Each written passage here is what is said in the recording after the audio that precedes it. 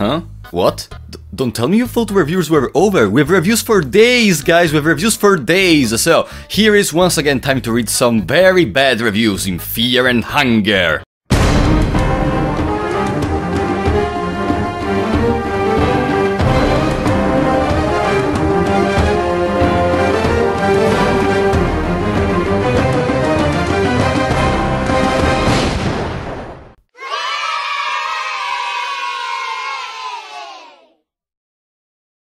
As always, guys, remember, I don't want to offend anyone with this. You are completely free to believe whatever you want about the game. This is just to have a little laugh and to be able to explain some useful information to you. So, without further ado, let's start with something that is actually, as always, quite understandable, okay? I flipped a coin to decide whether to give this a positive or negative review.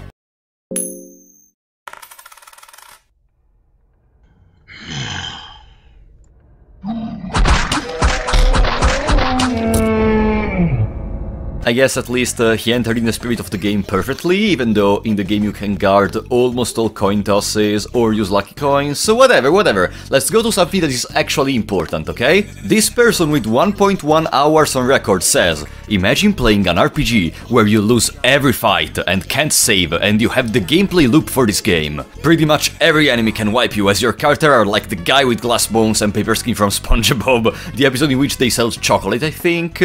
Waste of time and money. First of all, if you're watching this video, I want to tell you, I think you can ask for a refund if you didn't like this game, because you only played for 1.1 hours, but anyways, once again I'm confused.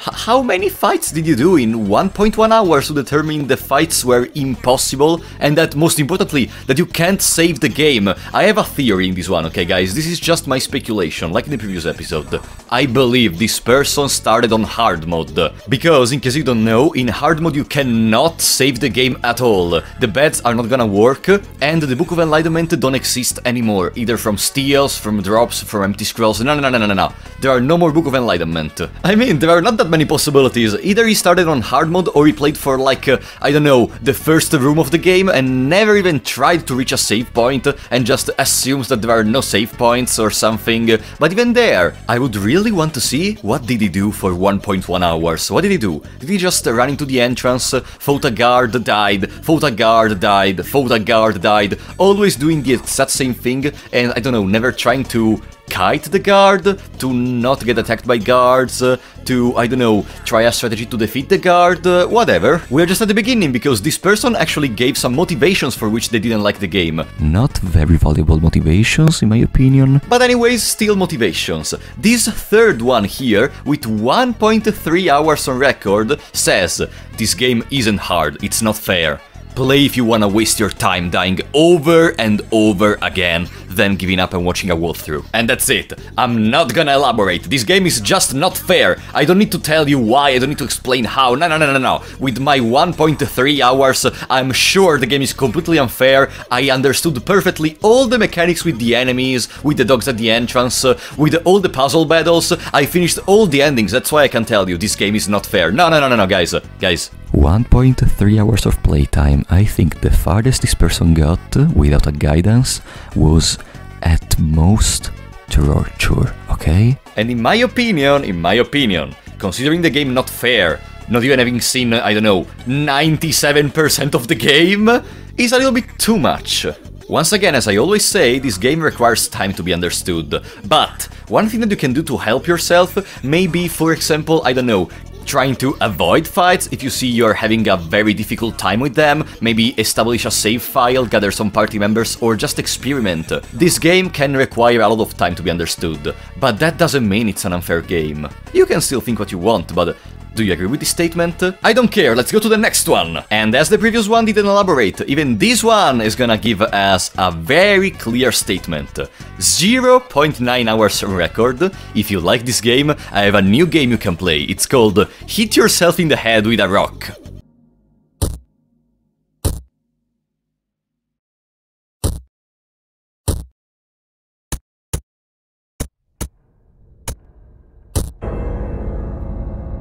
I mean, do I need to add something else? But I think we can stop with the Mimi review. It's time for a review that actually allows me to tell you something important, okay? 9.3 hours at the review time. It's not even the RNG that filtered me, it's the fact that the game doesn't tell you what debuffs do. One of them, Infection, has a logo that just looks like a bloody limb, and you only have a random chance of finding the book that explains what the symbol really means. And yet the book doesn't tell you that Infection will kill you in less than half an hour if untreated. We're gonna go on that later. The game doesn't even imply that it would. It reminds you constantly when you are getting hungrier, but for some reason never tells you that you're getting feverish, or that you've collapsed from nausea? Nausea? What did this guy play? You will just be exploring with what is, for all you know, an injured foot, and the game will stop. A text box will pop up saying, "You have died from your infection," and then you are booted to the title screen. Okay, there is so much to unpack here. First of all, at least this guy is not bothered by the RNG. That's something good, honestly, that's something good. A lot of people just stop to the, "Oh, it's very RNG dependent," and just stop there. This guy goes over, but unfortunately it goes worse. The point is, the game is created, is designed to let you know the less information possible. It's the player, the one that has to increase his knowledge, the one that has to experiment. As I even told before, this game requires experimentation. And the point is, as you say, yeah, you got infection and you died from infection. First of all, the game implies that you will die from infection, because once you go over rooms, for some seconds there's gonna be a message which is gonna say that your infection is way worse than before. And I know, this is a very bad way of making a message like that. I agree, but it's present. Then I swear, guys, I have no idea what he's referring to with getting feverish or that you've collapsed from nausea. I swear, collapse from nausea, is that even a thing? Like, the only collapse moment I can think of is from the miasma, but that's not nausea. And then the point is, once you know the infection kills you, next time you will have more informations. Just because the game doesn't tell you something immediately from the start, doesn't mean you can't learn. What? You would have wanted the game to tell you, here are all the status effects of the game, here are all the enemies, here are all the weaknesses. I mean, this is just experimentation. By the way in which infection works is that after you traverse 7 screen after getting infected, you are gonna die on the 7th screen transition. If you want a cool example of this not needing to tell everything, if you look all the items in the game, they never straight up tell you what do they do. They have some flavor description which includes the thing that they do. You have to imagine what do they do and experiment. That's all about experimentation, and I'm really sorry you aren't able to understand this. I hope in the future we will try again. But while I'm sorry for this one, for the next one I'm not sorry at all. Are you ready? 1.5 hours. No. Simply put, no. This is not like Berserk, it misses the point. It misses the point of hard games, it misses the point of Dark Age games. It's just a bad game. You can call it grimdark, but it's not even that. It is just misery P, unfair moments, limited saves, a level up system determined on luck? We're gonna go on that later. Instant kill dialogues. You will be crippled by every combat one way or another. Most of your survival comes down to blind, probably biased luck. And then he starts mentioning a lot of other games you can play apart from this one. But I think now it's time to analyze everything, okay? So, first of all, unfair moments, that's true. If you don't know stuff, there can be some unfair moments. The point is, you still don't know how to react to them. And I mean, yeah, everyone missed one time the cleaver arm of the guard and got angry. That can happen, I cannot deny it. But still, it's not an unsavageable situation. Then, as in previous episode, he mentions limited saves. Why a lot of people... Okay, guys, let's make a serious discussion. Why a lot of people think there are limited saves in this game? There is not even anything that implies there are limited saves. But I think I should remind you, if you sleep on a floor with some enemies still alive, coin flip, and if you fail, they attack you. If all the enemies are dead, the coin flip is still there, but it's not gonna cause any problems. You have a free save file in the Crowmauler bed one time, and then infinite amount of times in the Tower of the Endless. Why do people think there are limited saves? I genuinely don't understand. But then we go to my favorite part. A level up system determined on luck. Eh? A level up system? I genuinely think this person spent more time in writing this review than in actually playing the game. Because if you play the game for, I don't know, 2 seconds, you would know that there are no levels in Fear and Hunger. I really want to understand what does this person mean with that, because it's not the random RNG drops, because drops are not a level up system. What was he referring to?